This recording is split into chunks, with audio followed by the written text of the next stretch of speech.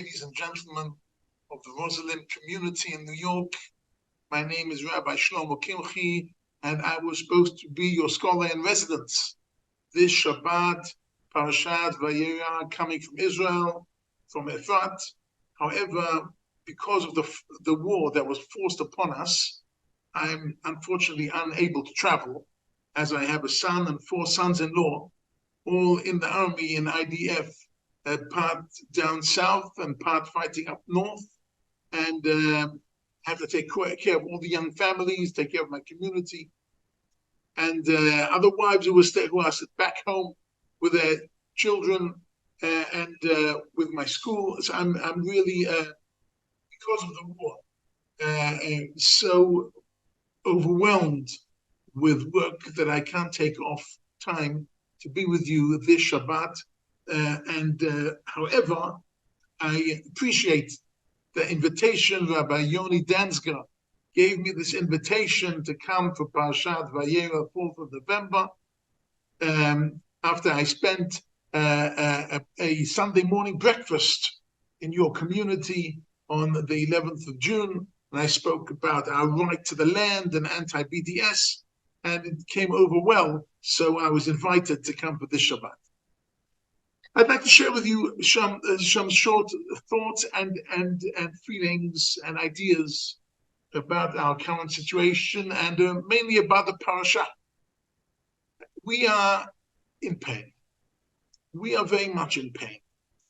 We're pain over learning every day how inhumane this terrible attack was, how terrible, how mind-boggling, how evil people can get.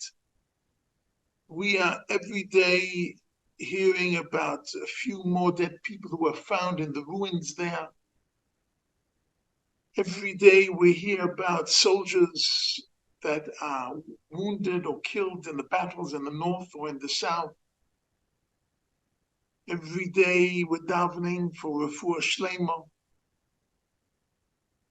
for our wounded civilians and wounded soldiers.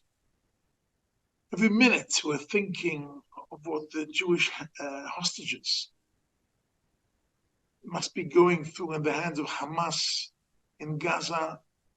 The mind boggles. Our hearts and prayers are with the soldiers, with the hostages, with the wounded, and with the courageous families who are keeping life with some type of routine and trying to keep an uplifted environment during these challenging times. I say we are in pain, but it does not mean we are weak, because a wounded animal is the most dangerous animal.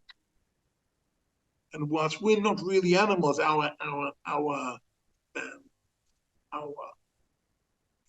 enemies have acted like animals, worse than animals. We're trying to be gentlemen, but we are wounded, and when we're wounded, we're very strong, and we're very united, and solidarity is amazing, and we're very focused on fighting against this evil regime of the Hamas. So, with that in mind, I want to talk about Abraham and Yitzchak from Lech Lecha and Vayera. In Lech Lecha and Vayera, we find that Abraham, I would like to talk about 2 of the 10 challenges of Abraham. And in these two challenges, he was risking everything. He had everything was at stake. Let me start with last week. Last week, he decided to go out to war.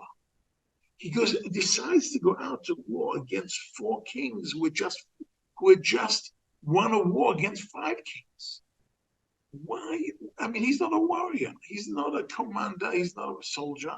He has 318 students. They're not soldiers either. He takes them and he goes to fight against such a war machine that has already won so many wars. What is going on? What's going through his mind? I mean, if he loses the war, so he's not going to do his monotheistic revolution in the world. He's going to change. He's not going to establish the people of Israel. He's not going to. He's not going to get the land. He's not going to. It will change the root of history. Everything. What happened to all the chesed? He's risking everything for this war. For what? For this nephew called Lot, who actually gave up on him, who took a different direction in life, who went to Sodom, that was known to be a negative place. What is going on? So we have to understand. There is a pasuk in Kohelet that says, Zedu matzeh asai Elokim. HaKadosh Baruch Hu creates everything in balance. The Maharal explains that, like we have in the world of biology and zoology, we have homeostasis, which means a balance of pressures and a balance in different issues in the climate and different issues of the sea, nature. We have balances. I think Freud says that there's homeostasis also in psychology. Comes along the Maharal and says there is also homeostasis, a balance in spiritual world historic. That means when we find Adam and Eve, who were the first human beings ever, we immediately find the snake, who is trying to be the most negative. As soon as we find Avraham Avinu, we find Nimrod. Nimrod is trying to do the opposite. Whilst Avraham is trying to chesed in the world, Nimrod is trying to do the opposite. So he's thinking, what opposites can I do? I mean, chesed means doing good to others. How can I do bad to others in a big way? So he said, you know what? I'm going to invent a war. Nimrod made the first war ever. That was his evil decision, because we have even a proof in the pasuk. Because every time when we talk about war in the Torah, we talk about going out to war. You go out to war, and here it says asu milchama. They made a war. Why did they made a war? Because this Nimrod, who was Amrafel, who invented the war. He said, what could be more evil than many people killing many people? And Avram said, this is something which is absolutely against chesed. It's no good I do chesed all the time if this guy is doing such great evil things. That means it's not good enough to fill out the bathtub with hot water and cold water. Don't put in the plug. It's not good enough doing good if we do not fight against the bad. So therefore, Avraham Avinu has to fight against the evil, and it is his duty to do that, in order so that the chesed will prevail, so that the chesed will be meaningful. He has to also fight evil. That's what he does. That's the first explanation. The second explanation is Rashi says that when they split, and he says to Lot, you go left, I go right, you go right, I go left. That means I'll always be nearby. That's what Rashi says. I'll always be nearby you to save you and protect you. And since Avraham Avinu promised Lot, I'm going to save you and protect you, since Lot was taken as a hostage, he had to go out to war to keep his promise. So those are the two reasons. In order to fight evil, and second reason is in order to keep his promise. And those are exact two reasons we are just now at war as well. We have seen evil, real evil, and we're out to fight evil, number one. Number two, every IDF soldier, including myself, when we finished basic training, we do what is called a hashpa'ah. We're sworn into the army. What are we sworn in? We're sworn in to defend the country and defend its citizens, even by risking our life. So since we promised, we have to keep our promise.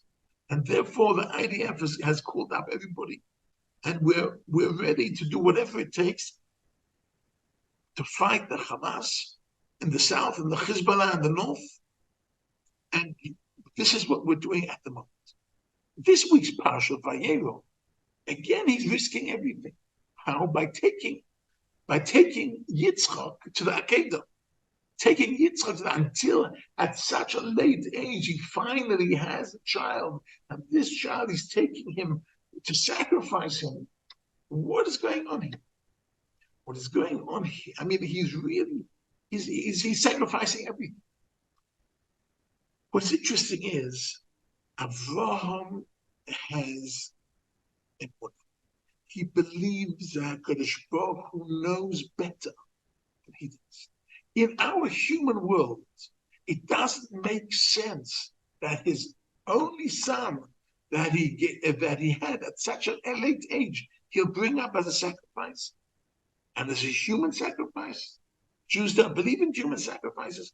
It is against any type of human logic, Jewish logic. Hashem says so. And therefore, he gets logic. He overcomes it. He goes, I'm doing this. That's what stops last minute. It's a test for your emunah. So we actually have two different types of challenges.